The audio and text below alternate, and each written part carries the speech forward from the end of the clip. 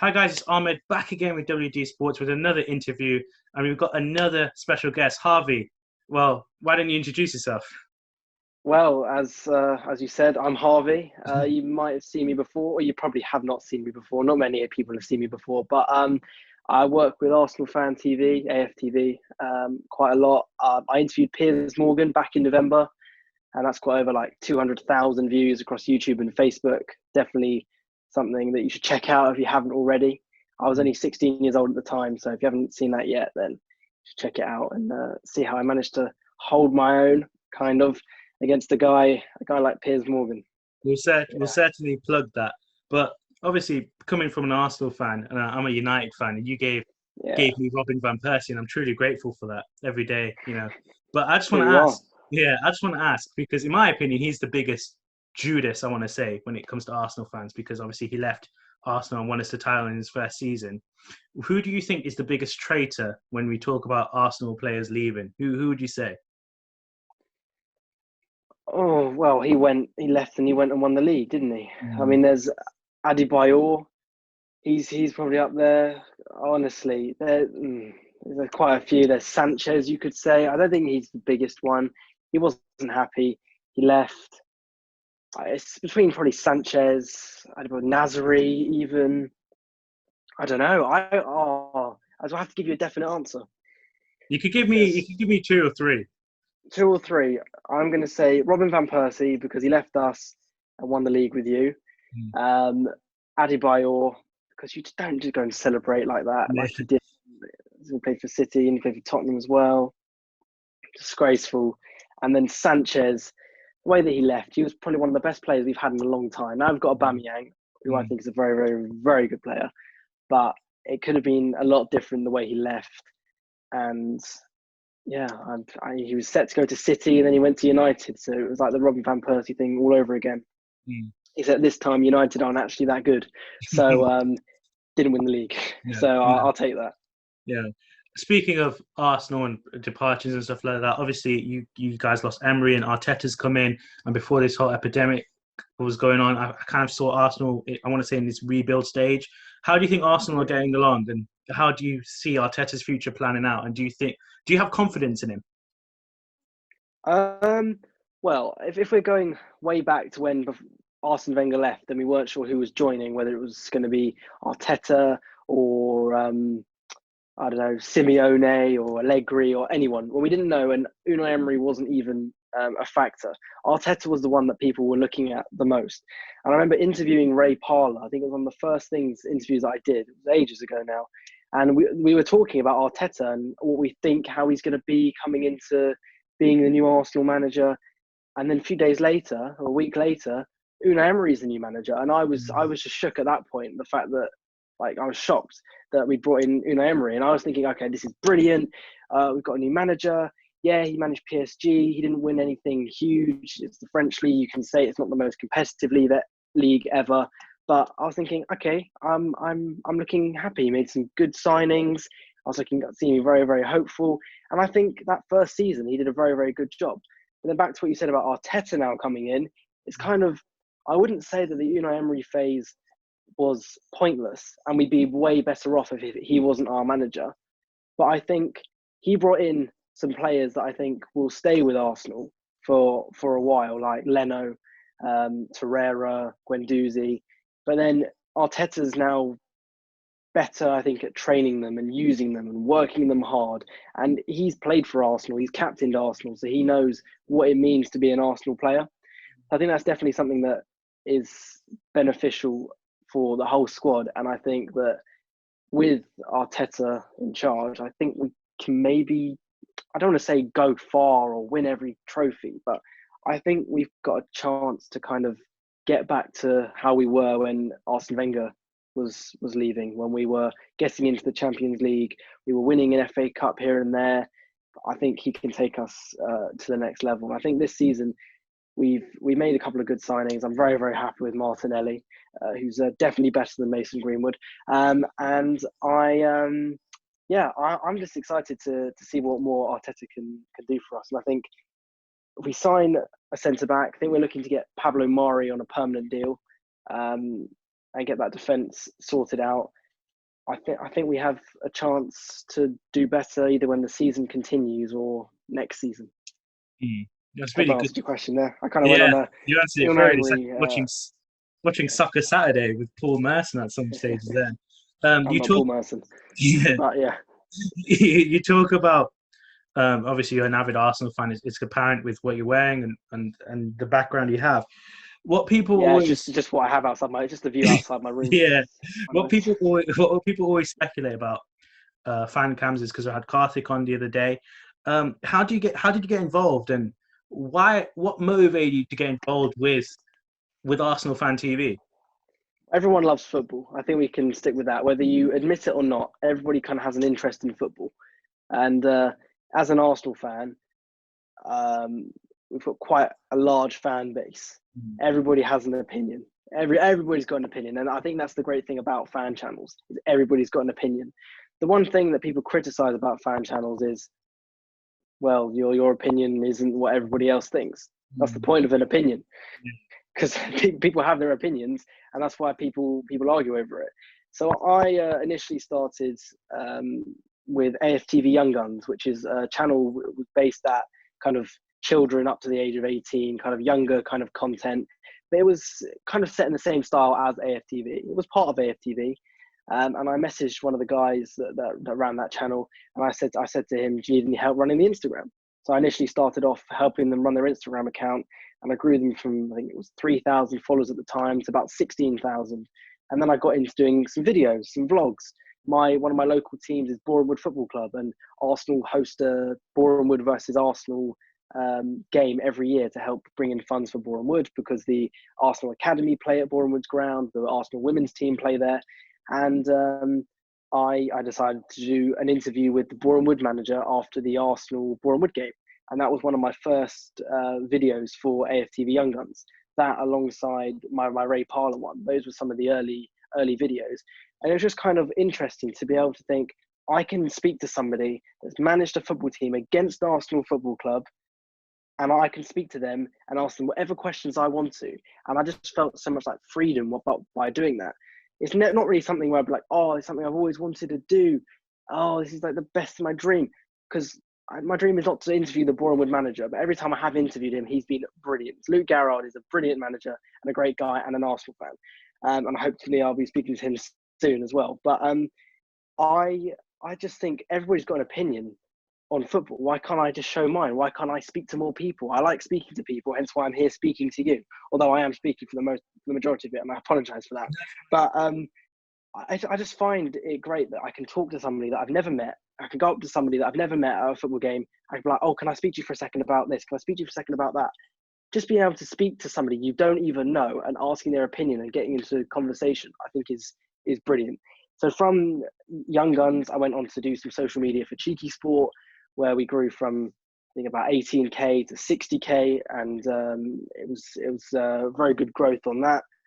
And then I went in to do some videos with AFTV. I organised an interview with Piers Morgan, as I said.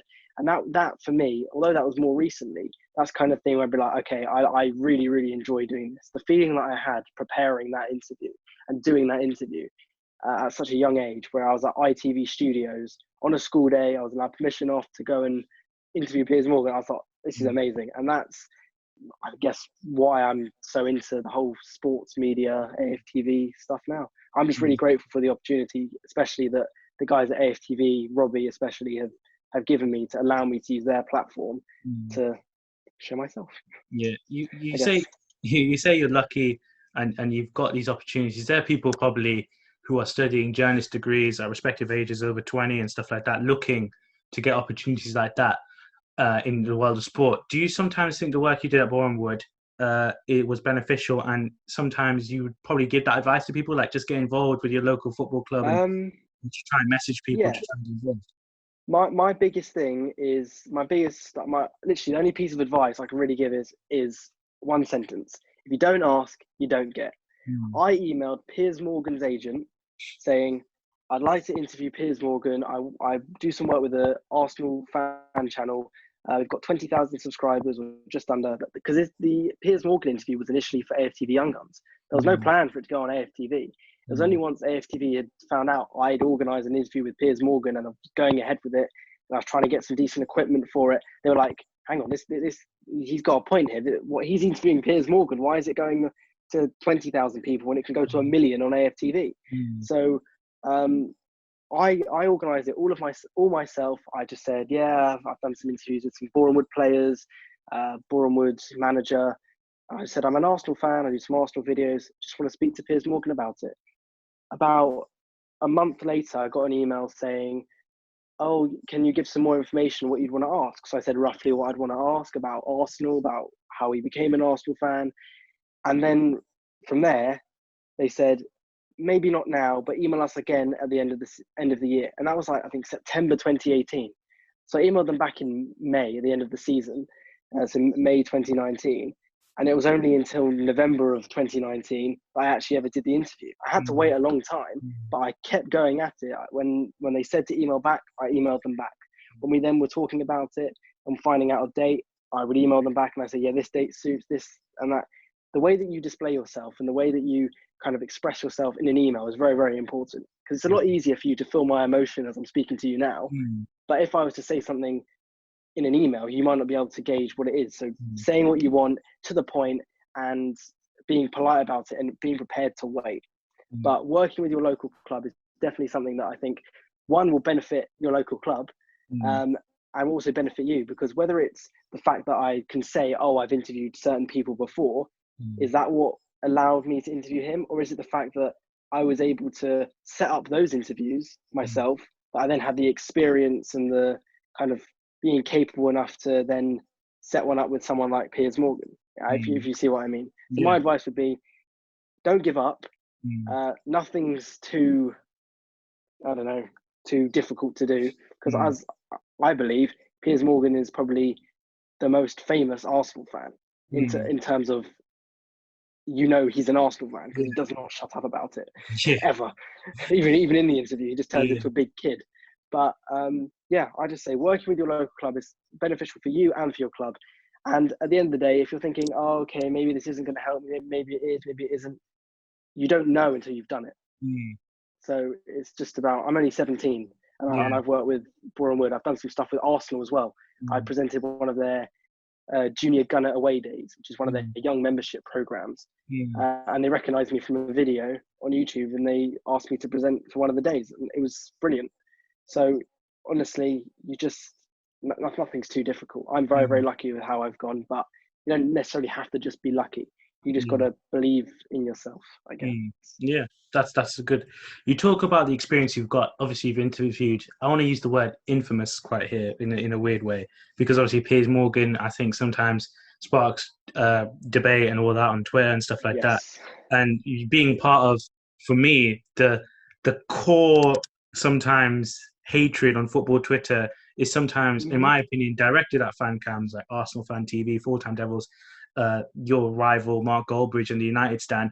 How do you deal with having that much hate and veracity thrown at you at an age quite young, really? How do you feel about that sometimes? I think first of all, I wouldn't say hate is ever warranted, but I think some of the criticism, fair enough. Fair enough. You don't agree with my opinion. You might think it's ridiculous. Fair enough. Fine. I'm happy to have an open debate, or anybody's happy to have an open debate about it. I think when you start, I don't know whether you saw Robbie's documentary on ITV.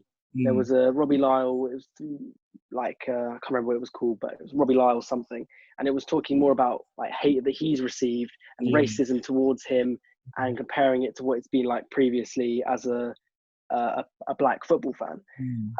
And I think that's a very, very good example of where it goes too far, where people start kind of like abusing you for your race or your background or anything like that. If you want to have an argument about an opinion, perfect. That's the brilliant thing about football. I can have an opinion, you can have an opinion. We can both be right, we can both be wrong, but there isn't a right and there isn't a wrong. Exactly. It doesn't really make a difference. I personally haven't really experienced much hate as such towards me, but I've seen it as part of AFTV. And when I see, for example, Robbie having like direct abuse, I'm thinking it's not really necessary, because you might think, oh yeah, AFTV making all the money, taking it all oh, there's all like the memes like Dub so big had to buy the whole stadium or whatever. Yeah. It's funny, and Mm. it's funny, and he finds it funny. I'm sure Yeah. people find it funny, and I've known him like personally. I've had meetings with him, and I've spoken to him. I've done videos with him, and he's great to me. I wouldn't be Mm. where I am now. You wouldn't probably know who I am Yeah. or seen any of my stuff if it wasn't for him Mm. having like taking a bit of a leap and thinking, okay, I'll give him some time. He can put this video on our channel. Mm. I can do a video with him. We did a summary of the decade of Arsenal at Mm. the end of 2019, and it was just me and him. It's meant to Mm. be about a 10-minute video. We were talking for about half an hour, and I think it's about Mm. a 35-minute video now. And yeah, I mean, without understanding what somebody's actually like and thinking for a second, oh, actually, he's not as bad as people make out, or oh, this person isn't as horrible as they think, because Mm. everybody just makes. Someone might make one idea, and then everybody will just be like, oh yeah, he's horrible. Or, oh, this person's horrible. Oh, she's disgusting. Or they don't care about their followers. They don't care about their fans. It's the same with footballers.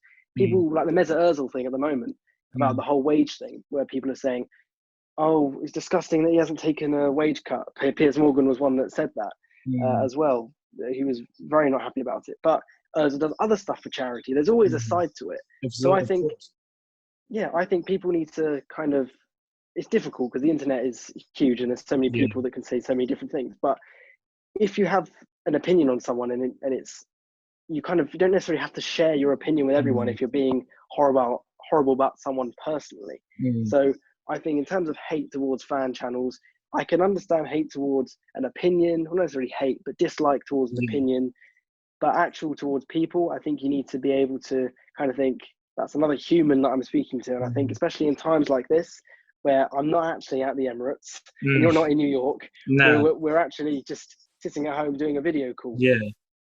We can't like really see people. We don't really get to meet people anymore. It's kind of, Mm. you have to kind of stay in touch the best you can. In times Exactly. like this, people have to come together, and this is where I think we'll see more football fans coming together. Yeah. So, I mean, I think everyone misses football, especially during this period. But one definitely. thing, one thing I'm curious as well is obviously your age as well, because I think obviously you got college doing A levels and respectively any education you're chasing. How do you balance your, I want to say, your football life and your education life? And as well, do your family ever think, a bit personal here, do you ever think you're spending too much time with Arsenal and you're not focusing on your studies, or is it hard to explain what you want to do when you're older when you're doing something like this? You got a very, very good point. So in terms of what I want to do when I'm older, I'll start with that. I have not got a clue.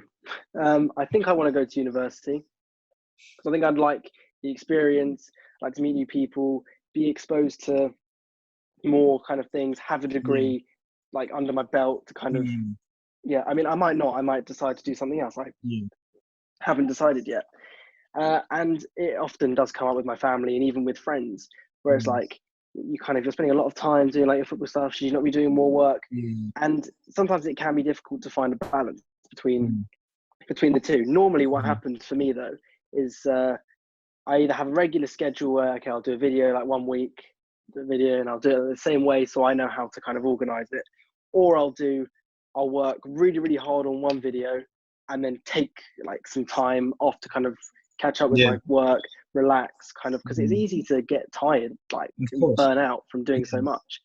That's why there's always so much I want to do. Oh, I want to do this video, I want to do that video. Yeah. Then I'm just like, actually, I'm very tired. I just need to Mm. I don't think I can do that now. Yeah. So normally for me, I'm doing one big project at a time. It seems to Mm. be because I'm not an AFTV regular. I'm not saying that Yeah. it's what I am, Mm. but I have like opportunities to be able to do videos and create, I don't know, interviews with who I do them with. And I think with what I do at school, yeah, I mean it can be difficult to change. I think at the moment I'm kind of, in terms of, because we're in quarantine Of lockdown, course. I'm sticking to my school timetable as best I can. I'm still getting online lessons Yeah. occasionally from teachers, and I'm still getting work set. So I'm Mm. still doing as much work as I can in order to stay on top of that. Mm. But it doesn't mean I can't not work for one day and then work extra hard the next day. If I want to have a day off to either, I don't know, play FIFA, for example, I Yeah, still have to. I'm still just a teenager. I yeah, have to play FIFA every now and then. yeah. So, yeah, I think I maybe went off a bit there, but No, that's fine. I got your answer. Yeah, of course, And what I want to mention as well when we talk about stuff like this is we like to talk about how this is benefiting you in terms of probably your future. Do you think this is gonna be a time you look back on and think, you know what, me working for AFTV and interviewing Piers Morgan at a young age, this is gonna open so many doors for me? Or do you sometimes think I've got to do more as well to stand out now because there are so many people who can do the same as me? Yeah, I think I've described to you that it can be that it wasn't too difficult, let's say, Mm. to set up an interview. Yes, it took a lot of time and about 30, 40 emails back and forth to get all the finer details sorted. I'm not going to lie about that. It took a lot to organise. But the fact that someone like me, with no contacts with him in any way, I just sent an email. I think that I'm proud of that alone. Being able to contact and set up the interview, forget the actual finished product, being able to set that up is something that I'm proud of. I think forever, I will always look back at that interview and think I managed to interview probably one of the most controversial people in our country. Yeah, That is on the news every morning, because he presents it, not because he's that yeah, controversial, of though course, yeah. sometimes I guess he That's his is. job. Yeah, but yeah, I'll always be proud of that. And one day I think I'd like to interview him again and be able to say, I interviewed you then, 10 years later, here we are. I don't know, or something like that. Yeah. Or be able to talk to him rather about, oh, this is about Arsenal, about him. Maybe talk about something like about his life, for Mm. example. How did he necessarily get into everything about him? So rather than him interviewing people about their lives, I want to speak to him about his life. I want to be able to show that I'm able to kind of get to where you are as well. One thing that he said to me when I asked him, so how did you get to where you want to be today? And he said, well, I always knew I wanted to be like a journalist for a national newspaper or an editor of a newspaper if he could get there. And then he said to me after the interview as well, well, if you're able to do this now, you should keep going. I mean, it's all about being confident enough in yourself to be able to do it. You'll make mistakes, of course you will. I'm not proud of all of my videos. They're not all amazing and they're not all brilliant. Even that one's not fantastic. There are certain things I could have asked him that might have, made it a bit more Interesting. spicy. Yeah. But I think interviewing him and being part of AFTV, no matter what people's opinions are on AFTV, will always be something that I think I'm proud of. That's brilliant. And finally, and the final question I want to ask is a question that relates to you and, of course, AFTV. What do you think the future holds for you as an aspiring, presenter, journalist, or whatever you want to give yourself as a title as well? What do you think are the future of fan camps? Can you honestly see fan camps becoming almost like a part of mainstream media now, with traditional media actually valuing their opinion? Yes and no. Yes and no. I think to an extent they already are kind of part of the mainstream media, because if you look at something like Twitter, for example, I can type in Arsenal, I'll get articles from Sky Sports, Talk Sport, but I'll also get articles from AFTV. So as far as I'm concerned, if I can choose what I want to read. I can choose anything. I can choose a video from an ex-Arsenal player. I can choose a video from an Arsenal fan. It doesn't really make a difference to me. As far as I kind of see it, they're quite intertwined already. And I think that the fact that AFTV have over 1 million subscribers across the world, I think it's more. I mean, there are obviously ways something like AFTV could be more representative of the world if you had like a team of AFTV presenters in each country. But obviously that's not necessarily realistic. Like you can with Sky Sports, like you've got Sky in Italy, or like German journalists as well, or any country really. But I think that if you think about it, every Arsenal fan can just write their opinion anywhere they want. Just because you're not AFTV doesn't mean you're not an opinion.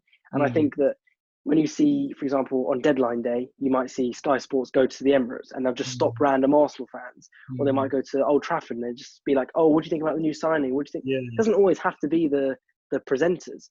Mm. Presenters are just people and that are basically public figures in Mm. terms of they founded a channel that gives loads of people different opinions. But Robbie effectively does the same thing after a game as Sky Sports would, going around asking people's opinions. So I think they're already there. I just think that they need to be friendlier with each other. If you get what I mean. Yeah, I know what you mean. The media needs to be able to run with fan channels. Yeah. I think that's. Yeah, I think they're pretty much there. That's an interesting way to leave it, because I think what you said today was true and honest, and I think we can tell. And I'm just saying, from my opinion here, I know you prior, obviously, but I can tell you're motivated, you're headstrong, and you know how you're doing it. And for me and from everyone at WDSportz, because you know all of them, we wish you all the luck anyway. No, I really do appreciate that. And I just want to say to the people watching as well, keep an eye on WDSportz, because honestly, the growth recently has been absolutely incredible. And it's unfortunate that football has stopped, because believe it or not, that's the main focus. So you can't necessarily bring you all the content that we want to. But I think that something like WDSportz, where you're kind of looking for the teams that don't get as much coverage, you're looking at the sports that don't get as much coverage, is what people will want. As people's interest in sport grows, so will the amount of content that there is. We're already spoiled for choice for content, whether it's sport or not. There's millions of hours of content on YouTube alone. So making more and more platforms, and TikTok's blown up now as well. Everybody thought that'd be like, oh yeah, just like a funny app, you can do things. No, it's as big as Instagram is, as in my opinion anyway, or it's getting there, because it's so seamless. So media's progressing, technology's progressing, and WDSportz is progressing with it. So I think it's great. But yeah, honestly, thank you for having me as well. It's good to speak to you, and I hope to come visit you in New York one time. Yeah, hopefully. But yeah, all the best, man. Yeah, all the best, man. All right, brilliant.